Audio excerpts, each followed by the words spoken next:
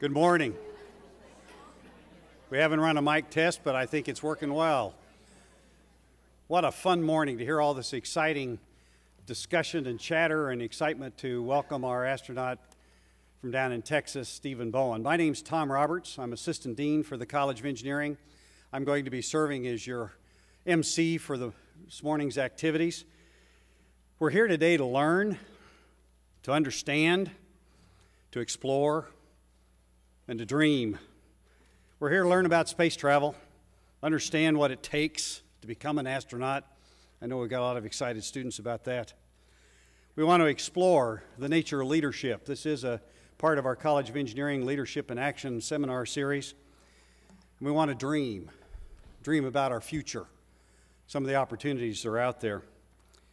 Coming off of 9/11, I thought it was appropriate to quote Rudy Giuliani, who was the mayor of New York City. Leaders need to be optimistic. Their vision is beyond the present.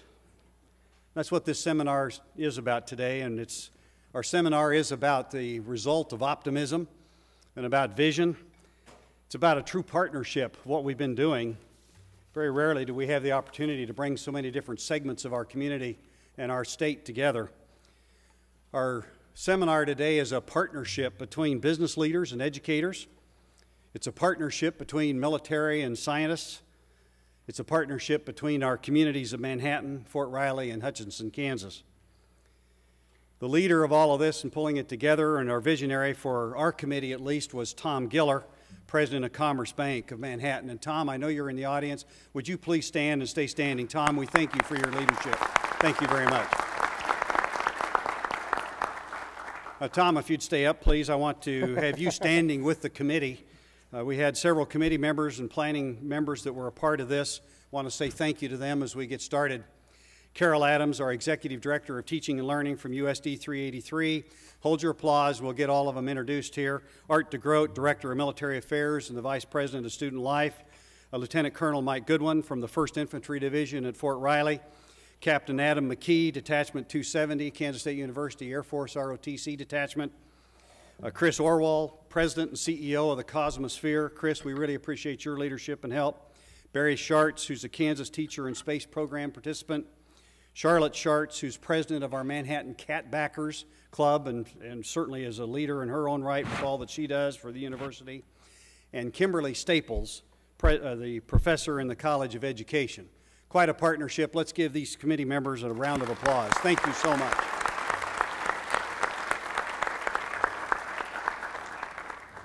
Essential to the success of our seminar is the sponsorship and the financial support that we have to make all of this happen. I think all of you had an opportunity to get a program when you came in. If you might take a look at that program, the sponsors are listed on the back of the program. We sincerely appreciate the financial support from Abbott Work Holding Products, specifically the CEO and President Carl Reed and his son Doug. Are there representatives from Abbott Work Holding here? If you are, please stand and remain standing. Of course, to Commerce Bank, Tom Giller, we appreciate the financial support from Commerce Bank. Steel and Pipe Supply, local business community that is nationwide, worldwide, thanks to Dennis Mullen and Dirk Daveline. If there's anyone from Steel and Pipe Supply here, we'd ask them to stand and remain standing.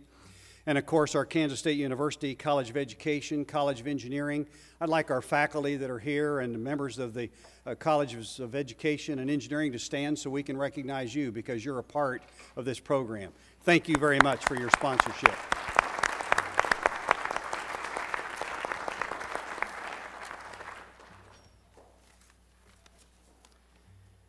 Now, if you take your program and turn to the front, I want to say a special thank you to the sponsor listed on the front of our program, the Kansas Cosmosphere Space Center. The Kansas Cosmosphere is truly a national treasure, perhaps an international treasure. I think sometimes those of us in Kansas don't really appreciate what a treasure we have just a couple of hours of drive away from Manhattan. It is the most comprehensive collection of U.S. and international space materials and artifacts in the world. And I understand part of Bowen's participation this weekend is that tomorrow The Cosmosphere is going to open up a whole new gallery. So if you've been to the Cosmosphere before, you got a chance to go back and see some of the great new additions and everything. But to tell us a little bit more about that and to introduce our astronaut is the President and CEO, Chris Orwell, who's a retired commander of the U.S. Navy. And a couple of words of introduction about Chris. He's a leader in his own right. Commander Chris Orwell, originally from California, was commissioned in May of 1986 following his graduation from the United States Naval Academy, where he earned a Bachelor of Science in Naval Architecture. Upon completion of the nuclear power and submarine training pipelines in February of 1988, he served as a strategic missile officer and a tactical systems officer. While on board during his tour, he earned his submarine officer qualifications. In October of 2000, Commander Orwell reported as executive officer aboard the USS Dolphin, which is the world's deepest diving submarine. I bet he's got some stories to tell about that at another time.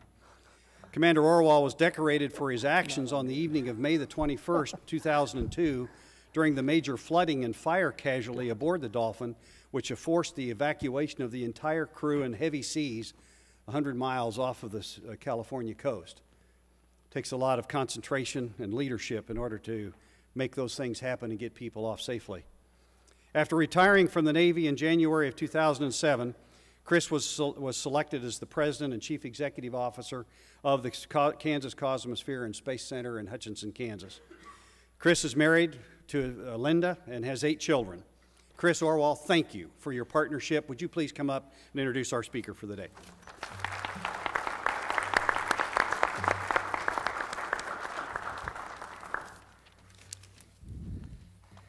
Well, it's my absolute pleasure to be here today. The Kansas Cosmosphere Space Center, this is one of the things that we have wanted to do for a very long time, which was to really reach out to a lot more of the communities throughout the state of Kansas, where we could do partnerships with them and try and bring in individuals like this and try and do some programs so that it wasn't always people having to come to us, but lots of times we were going to help facilitate folks going out into those communities to experience some of the things that we do there in Hutchinson. With that being said, we've had a great opportunity here to bring Steve up to Manhattan and Hutchinson this year. This was the first outreach, really due to Tom Giller being on our board, and we talked about it for a while and finally brought it into fruition after about a year and a half. But I'm not up here to really talk about that. I'm up here to introduce our guest speaker, who you really are here to listen to, not me. While I was going down deeper under the ocean than he did, because we were both fellow submarine officers. We both graduated from the Naval Academy in 1986, so we are classmates. We served out in the submarine force together, although his path took a slightly different turn than mine did in 2000. He started heading for the stars, and I started heading for the bottom of the ocean. As we continued along, it was very interesting that although we had spent the early portions of our career along the same path with the Naval Academy, although he graduated the Naval Academy and then went on eventually and got his master's degree from MIT. He is married with 3 wonderful children who are in high school and college right now. He took a slightly different path and applied into the Astronaut Corps and was accepted as the first submarine officer from the U.S. Navy to get into space and into the Astronaut Corps. He then started preparing for his first missions. Now, interestingly enough, about the time that he's getting ready to start training for his first mission is when I retired from the Navy and ended up running a space museum. So our paths started to intersect once again. He was going to be creating history, and I was going to be writing about it. He got the better deal. Although it's a lot of fun to do this. That being said, he has flown on 3 missions in 27 months. That is almost unheard of throughout the astronaut and the cosmonaut corps on the U.S. and the Russian side. He flew first on STS-126, did a number of spacewalks on board, doing International Space Station construction, and then flew on STS-132. He thought that it would be a little while before his next mission, but due to the injury of an astronaut who was scheduled on the STS-133 crew to go up, and the fact that he was in charge of the EVA, the Extravehicular Activity branch for NASA, he was selected to fly in that astronaut's place. And so he flew on STS-133 back-to-back missions, the first time that had ever happened for any astronaut or cosmonaut, and so it's quite a historic moment. And he was also then on the last flight of the Space Shuttle Discovery, so a lot of history making there all in one shot. So with that being said, I'd like for him to come up here and explain all of this a lot better than I do. So with that being said, please help me or join me in welcoming Steve Bowen. Hi. Well, I figure I'm on a college campus here, and I know most people really aren't awake. It's only, what, 9:30, 9:45 in the morning. So I'm going to start off with a video, and this video sort of sums up a shuttle mission from beginning to end, one way to put it, and you'll get a sense of the crew. And it's important as you watch this video to just sort of look at the crew, and we'll talk about that in my missions after you get a chance to watch the video. Plus, it allows me to sit back down for 9 minutes and hide while we run this video. So hopefully this works. And it's loud, I hope.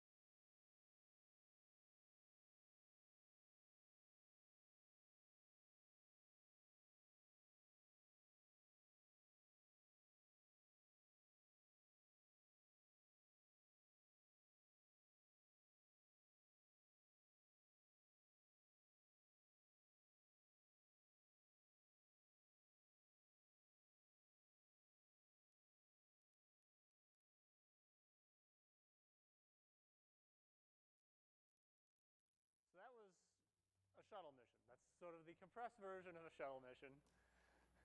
But there's a lot that goes into space flight. I was showing this picture earlier over here because there's a couple 6th graders, and this is my 6th grade class back in Cohasset, Massachusetts, just outside of Boston. Eventually they figured out that, let's see if this works. Yeah, that's me back there. And one of the reasons I like to show this is when we first went into 6th grade, the U.S. Post Office was raising the price of stamps like from 10 cents to 11 cents or 11 cents to 12 cents, some extravagant amount of money like that. And they had a contest for designing a stamp, sort of a nationwide kids contest. And the thing I drew was the Apollo-Soyuz program, which at 1975 was the very end of the Apollo program. It was our first time the Russians and Americans had come together in space. So clearly, space was significant early on in my life in a weird way. But it was for everybody in the country. I remember watching as we walked onto the moon. I know where I was on the first shuttle flights. It was part of your very existence. It was part of news. It was what you saw on TV. It was always there. You don't get that anymore. And that's sort of unfortunate for our students. You actually have to go out and try and find it sometimes because they're not going to just present it to you. So after I got out of school, this is where I grew up. It's on Sandy Beach and just south of Boston. I went to the Naval Academy, joined the Submarine Force, as Chris said, and eventually I got myself to NASA. And I really didn't plan my life to become an astronaut. I went along sort of choosing the best jobs I could as I went through. And actually I had learned early on when I was in 1st grade, I had been, you're first learning how to read, and in the good old days, they would tell you where you were placed. And so my teacher said, well, you're in the lowest reading group. And being kind of stubborn, I didn't want to be there. So I worked real hard at learning to read. And by the end of the year, I was in the highest reading group. But in addition to learning how to read, which I really still enjoy doing, I figured out that, there's probably some reason they're teaching stuff to us. The reason they're teaching these classes is so you learn them. And if you learn it, you get more opportunities. So I got out of high school, and my grades had been good enough, and I had done well enough. I got to go to the Naval Academy, the school I chose. I went to the Naval Academy. I majored in electrical engineering, and I graduated from the Naval Academy. And I got to choose at graduation what I got to do because, like Chris, we were high enough in the class that we had options. We could have chosen other things to do, but we both ended up choosing going into the submarine force. And so I got through the submarine force, did the best I could along the way, and the opportunity came up to apply to the astronaut corps. And I thought about it and said, why not? The worst they can do is say no. One of my crewmates on my last flight, Nicole Stott, actually makes a very good point about this. She says, oftentimes, we are our own obstacles. As you go through life, you get these options, these choices. And a lot of times, if you choose not to do something, it's not necessarily you didn't get that position or you have that opportunity because somebody has stopped you. It's because you chose not to do it. And she did not think that she could become an astronaut. She was working down at the Kennedy Space Center, and actually after having met a few astronauts, she decided I could do that. So she applied, and she became an astronaut. But it's an interesting point that I hadn't really thought of in that manner was, a lot of times we are our own obstacles to getting things done. So I spent 14 years in the submarine force. These are my boats. And after 7 years, almost 7 years at NASA, the first 2 years you selected after to be an astronaut, you're actually in training continuously, and you are what you call an astronaut candidate, an ASCAN. Not a term of endearment, as you can imagine. So from 2002 till 2007, I was working a lot of other jobs at the astronaut office. And really, I'll explain the next 4 years after this along the way here, but 90% of what an astronaut does is not flying space. You're actually working real hard to support those that are flying in space and the future of what we're going to be doing in space. So for 7 years, well, for 5 years after initial training, That's what I did. So actually, when I was assigned to my crew, this is STS-126, my workload went down for several months. It was always funny to us in the office because the older astronauts who basically had shown up, done a couple years of training, then get assigned to a mission and kind of had this steady progression. My class, we ended up waiting a significant amount of time and picking up all these extra jobs.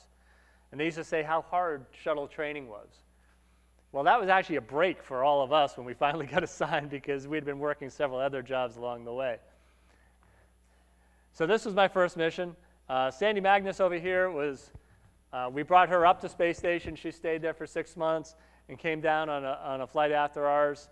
Then there's me, Don Pettit, who's going back up to space station in December, provided the Soyuz launches. Chris Ferguson was our commander. He also commanded the very last shuttle mission, STS-135, which landed in July. Eric Bowe, who actually ended up flying with again on STS-133, was our pilot. Shane Kimbrough, who was in the first person in his class, the 2005 class, to fly in space. And then Heidi Stefanishin-Piper, who went back to the Navy, is now in command of Naval Surface Warfare Center, Carter Rock. So that was the crew. This was our mission. We actually were a pickup truck. We brought a big module up to space full of supplies, transferred 10,000 pounds of stuff, went outside, did 3 EVAs. I did 3. We did 4 as a crew. Fixed the solar array. The starboard solar array rotary joint had some failures, and so we went outside and fixed it. That was a very interesting thing because something had failed. You know, it's space station. You know, the most advanced creation of mankind, engineering creation of mankind. It's amazing. 16 countries working together. And this failure happened where there's a giant ring. And it's supposed to have this rollers that go around it, and it rotates the solar arrays. Very complicated system. So they sent me out with a grease gun and some wipes.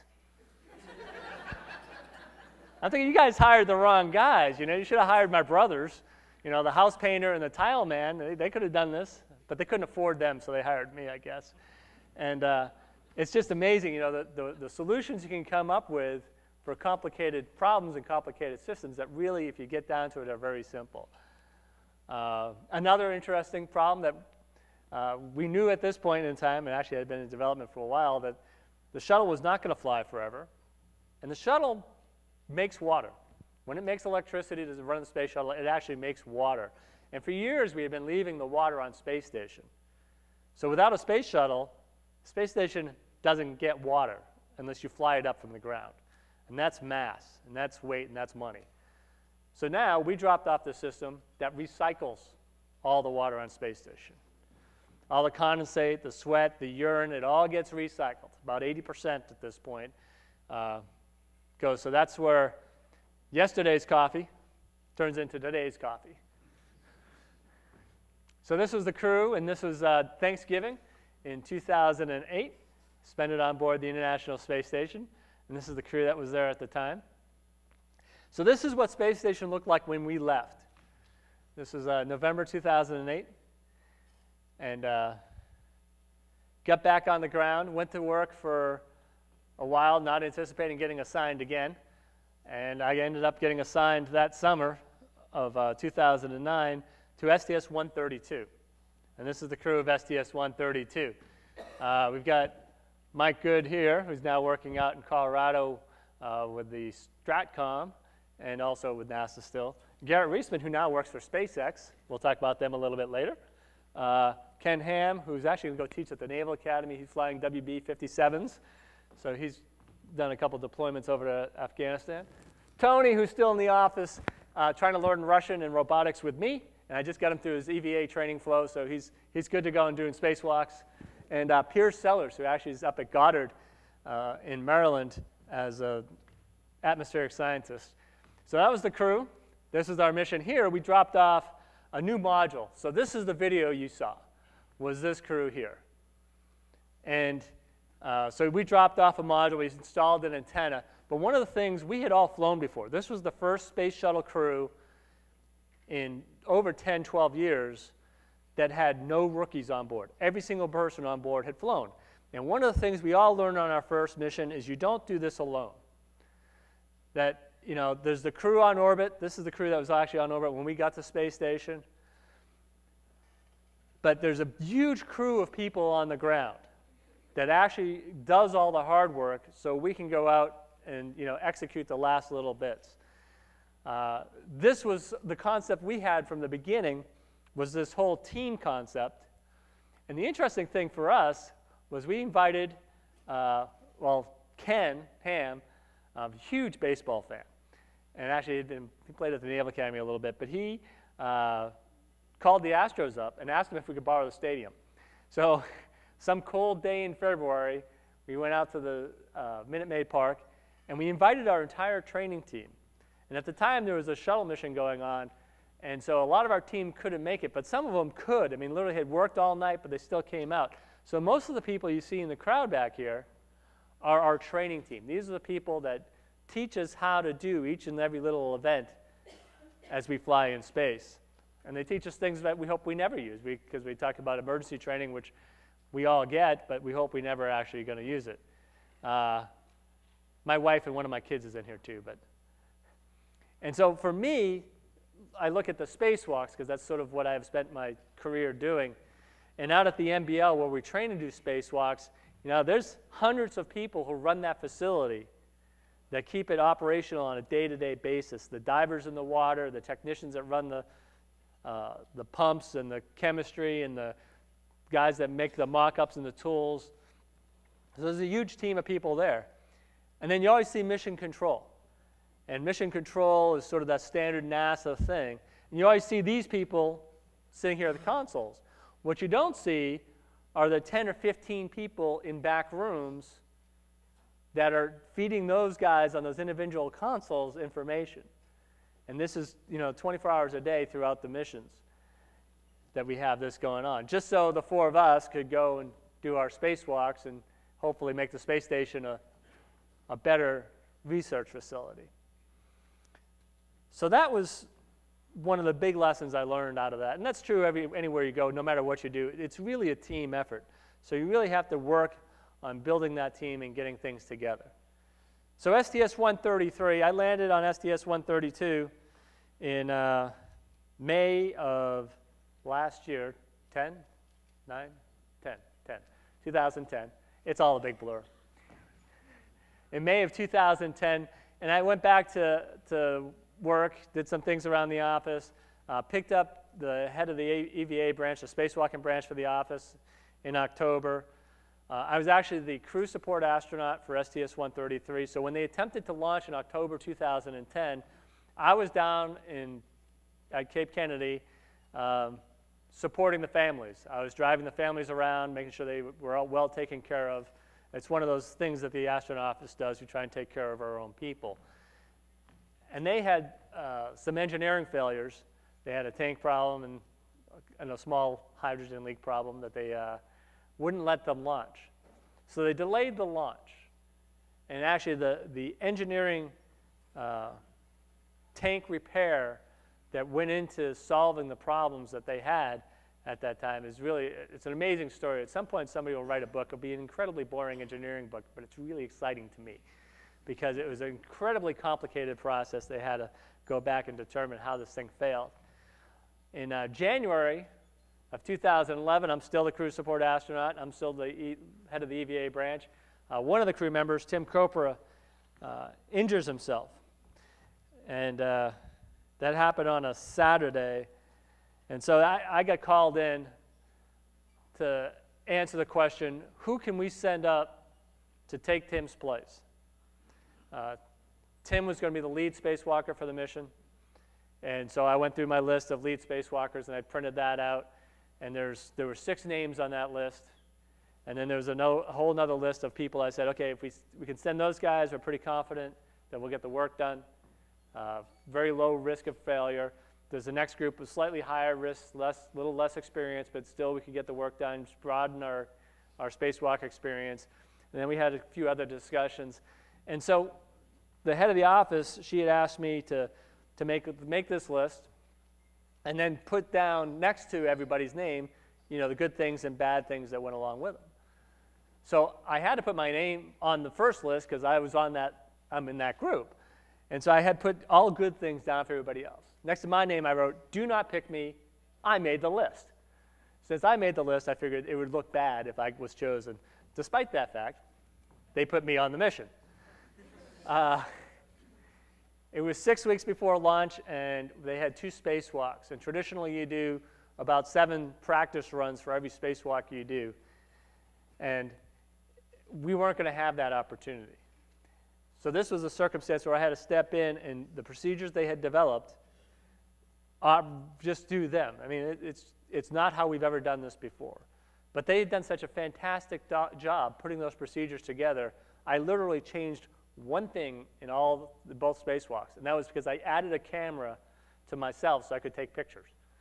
That was the only change.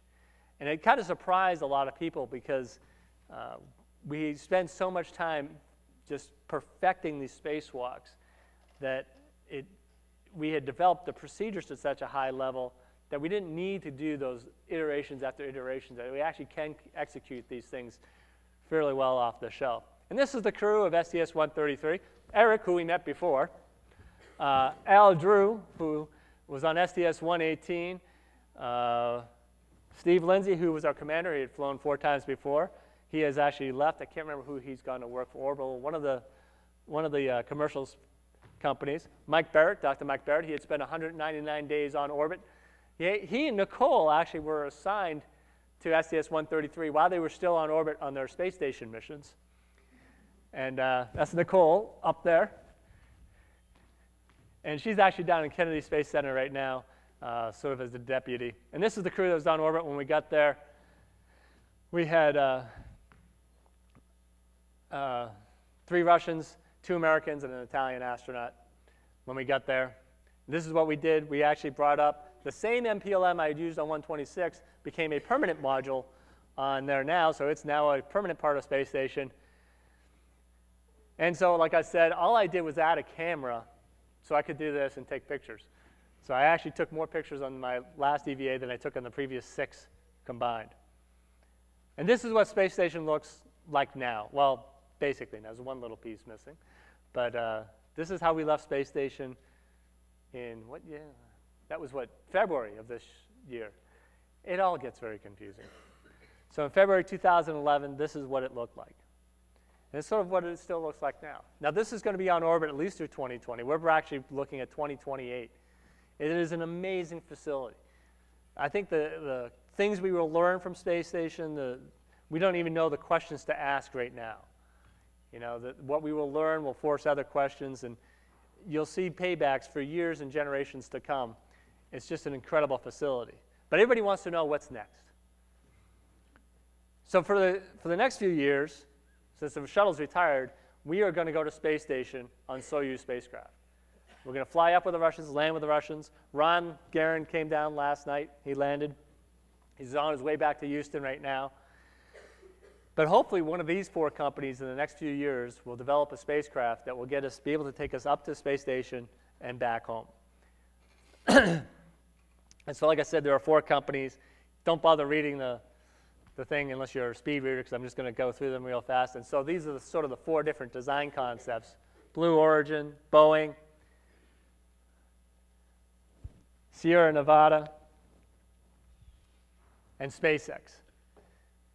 So these 4 companies are competing right now to provide our access to the International Space Station. And that will become how we get back and forth to space station. And we won't have to be relying on the Russians. And that'll give us another capability, which is kind of neat because we've always had, obviously, commercial companies have always built our spacecraft. You know, since the beginning, it's always been a close partnership. But the way this is structured, it's a lot different because ultimately we want other customers. You know, NASA's always been the only customer for manned spacecraft. But obviously there's other people out there who want to fly in space for different reasons, whether they want to go up on Virgin Galactic and spend 5 minutes floating around in space, or you know, people have paid the Russians to spend $25 million to spend a week on the space station. You know, Bigelow is a company that is looking at a space hotel or a commercial space station to do research. So there's actually going to be a market. How big that market is going to be, Eric Bowe likes to compare it to the early days of aviation when prior to World War I, people looked at airplanes like, that's kind of neat. What's that good for? You know, after World War I, after it started carrying mail and transporting people, it would have been hard-pressed. You would have been hard-pressed to get me up here from yesterday if we couldn't have flown up. That would have been a heck of a drive in one day. So, you know, how he sees commercial space is how he believes we looked at commercial aviation in the early part of the 20th century. We're just now catching a glimpse of that. But if you want to go outside of low Earth orbit, and these are, you know, potential targets, Moon, Mars, and asteroid, we need another vehicle. We need another system. And this is really where NASA, the US government, that's where their investment is. Because this is, we've created the technology, we think we know how to go to low Earth orbit. It's still an extremely difficult problem as these companies are figuring out. But we want to go further. We want to be the people that do exploration. So earlier this week, they announced the Space Launch System, which this is an image of, and then the Orion MPCV, which is the Multi-Purpose Crew Vehicle. NASA still leads the world in generating acronyms that are incredibly confusing. And they have nested acronyms too, which is just really confusing. Oh, I went too far. So this is the concept, and it's a huge, huge vehicle in its final configuration. And you can sort of just get the image here, and you can see the comparison over here to other spacecraft, and even a 747. And you get a real sense of how much power this thing will have. And then the crew vehicle, what will carry the crew on top of that is its own special system that's been in development for a couple of years. So together, actually they've already started cutting metal on the first MPCV that's going to fly in space, which will be interesting. But together, that's how we're going to do exploration in the years to come. You know, potentially, you know, for the next 40, 50 years, we could be flying the same vehicle. And what we do, how we get to the asteroid, to the moon, to Mars, that's all still in development, still has ideas out there. The rover, there was money to develop a rover, and there's actually, I was fortunate enough to walk in the inaugural parade. We were the last people. There was nobody else on the streets of DC except us and the police. And the vehicle, Mars rover vehicle, was behind us, and they were warm, and we weren't. It was not fair. But we have a rover that we've been practicing, learning in different environments how to operate. So when we get someplace, you know, we will explore. We will reach out, and who knows where we'll go beyond that. And you know, it's an amazing thing. You know, I was sitting in those seats there, although I never had an astronaut come and speak to my class. You know, at some point I was just some sixth grader sitting there in a classroom, never thought I'd end up going to space, let alone, you know, everything else, and having these incredible opportunities along the way. So really the thing you all should take away, including some of the college students, I guess some of them managed to stagger in here this morning, there's a few of them out there, that you know, the more options you have, the more choices, and you get to make your own choices. And don't let yourself be your biggest deterrent. That's sort of one of the things along the way here. And so that concludes the speaking part, but I want to take questions. I think I have a few minutes for questions, and then we'll get that video set up. I think I get about 5 minutes for questions. Does somebody have, nobody has any questions? Oh, okay, go ahead. First off, thank you for blessing us with your presence today here at Kansas State University. Well, thank you for inviting me, because you know, it's really good for us to get outside of Houston, because literally it's work. You know, I'm at meetings, and I do have interesting work, but I do have work. This is truly a great honor to have you here. My name is Sean George. I'm a fifth-year mechanical engineering student here at Kansas State University, and I'm currently a NASA student ambassador. I spent 2 summers working at NASA Dryden Flight Research Center in California, mainly in flight operations, working with fighter jets. So as a NASA student ambassador, I've found it increasingly difficult to promote the mission and just cause within my generation. The main obstacle that we face today is apathy. Unfortunately, this isn't the 1960s with overwhelming public support and a blank government check. How can I promote NASA in a more effective manner and convince my generation to pursue a career not only within NASA, but a STEM field of study?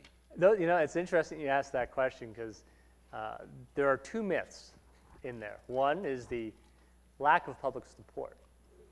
I have run across this every place I've gone, and even when I'm not wearing a blue suit, when I'm like I can hide normally. NASA, space exploration, exploration in general, people are still extremely excited about. NASA does an incredibly poor job of selling itself. You know, like I was commenting earlier, space was news. Space was on TV all the time when I was a kid. That was exciting. It was interesting. It was pop culture. Nobody makes a buck off of space. They will, however, make a $1 or $2 off the latest Lady Gaga video, and there's enough shows out there promoting, you know, the exploits of celebrity. You know, we're not celebrities. We work. We get stuff done. We explore. The excitement's still there, but commercially, you know, what the pop culture has, you don't see that. And so I think that we fail to impart that to our political leaders. And that's a shame. And really, I think people are excited about it. But they also, I think a lot of kids today, because we're sort of set apart and they don't see us all the time, they think somehow we're different or we're special. We're not. Like I said, it's just some kid. I should be home carrying buckets of cement because that's what I grew up doing, you know. And I just happen to get these opportunities along the way. The other part that's a myth is the blank government check. NASA's budget was cut in 1966. You know, we have managed since that time to operate at a very, very low level of funding. To the point now we're less than 1/3 of 1% of the federal budget. And the visibility, you go anywhere in the world, NASA is known. And it's, you know, there's a certain thing that goes along when you say that word, when you say NASA, that no matter where you go in the world, it means something. And so for very low investment, the U.S. government has had that visibility, whether it's taking advantage of it or not. But we've managed to do very well with very little money. We would just prefer that we don't get any less. Because what it does, it actually costs more ultimately to do with less, because then you have to stretch out development. And what really costs money are people. And you know, if you stretch out development, well, you still have to pay salaries for all those people for that much longer. And it really is sort of if you invest up front, you do better. So we haven't always had a blank check. We've done an awful lot on a very small part of the budget for a number of years. And I really do think people are out there supporting it, but it's not a vocal, visible thing because it's not part of our pop culture society. And I always thought the biography channel should be running the biographies of Shannon Lucid, Jerry Ross, John Young, you know, sort of the astronaut heroes in the office who have incredible stories to tell. But they're not selling their latest CD, their latest movie, or, you know, any commercial product. All they have is good stories to tell. Plus, you couldn't convince most of them to go out and tell their stories because they're way too shy.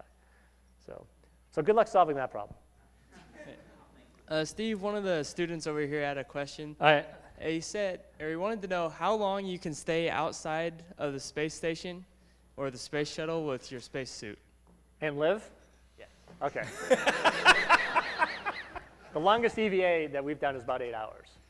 The longest EVA I've done was just about 6.5, mostly because I like to get my work done and come back inside and eat and sleep. You know, but 8 hours. We usually schedule EVAs at their longest for 6.5 hours to fit them in. And ideally, we'd like to get the work done and get inside quickly. So, good. I'll ask one more question here because I want to run something here at the end. Go ahead. Does it feel weird to be in space? Oh, no, it feels great. Being in space is fantastic. I'll tell you, my first flight, the first day, I felt a little queasy, and I took one of my motion sickness medicines. And so the second day, I got sick. I felt queasy, I got sick, and I felt fine the rest of the day. Third day, I felt queasy, got sick, felt fine. So I've probably 10 minutes total of space thickness. And I've never had a problem since, never taken any medicine since. It never gets old. Floating in space is just fantastic. Recommend it for everybody. If you ever get the chance, it'll never get old. You can never get bored in space, because even if the task you're doing gets old or boring, you can just let go and float and say, this is so cool. And it feels so good. It is just wonderful. But actually, I have one video I'd like to run here at the end. STS-133, my last mission, was the last flight of the Space Shuttle Discovery.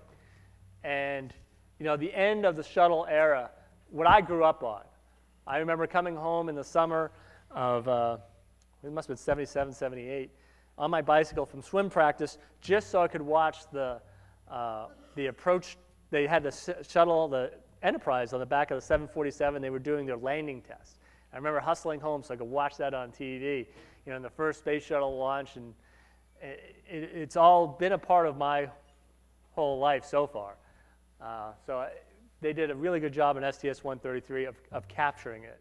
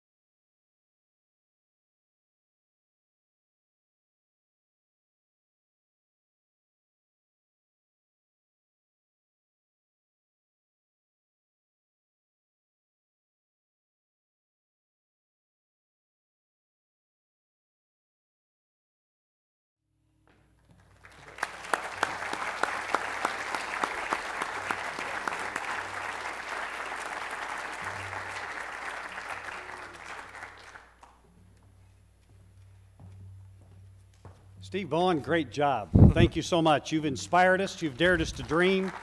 You've challenged us to do more. Let's give Steve one more round of applause. Thank you very much.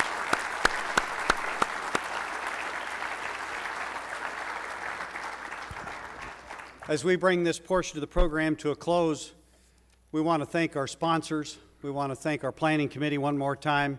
Let's give them a round of applause for helping put this together. Thank you so much.